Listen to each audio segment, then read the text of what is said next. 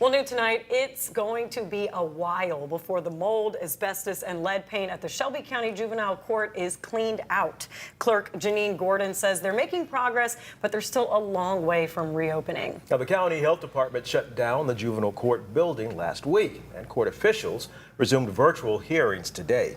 ABC 24's Scott Mattis from downtown Memphis with solutions on getting back into the building and keeping cases going in the meantime. Good evening. The sign on the front door really says it all. The building is closed because of an imminent health hazard. And Clerk Janeen Gordon tells me this afternoon it could be weeks, but more likely months until that actually happens. And also that the signs were quite literally on the wall.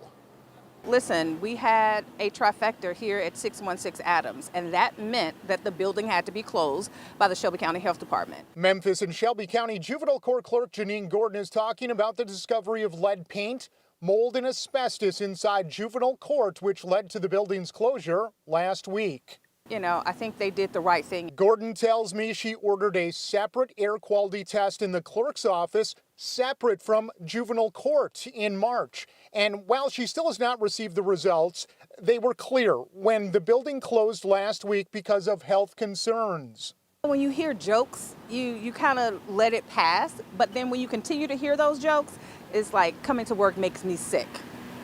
Okay, let's look at that. Gordon tells me there have been signs warning of asbestos inside this 1930s era building for years. And I discovered for at least the last several months prior to the building's closure, there were air purifiers, at least a dozen of them, scattered throughout the building. Clerk Gordon also tells me that directly across the street at 600 Jefferson, attorneys have been doing filings all day and will continue to do for the rest of this week. Also, if you need to make child support payments, you can do that there as well, but you can only use a debit or a credit card. As far as the juvenile court building goes, Gordon says there's no timetable as to when it will reopen or how much it will cost. Reporting just outside of downtown Memphis, I'm Scott Mattis.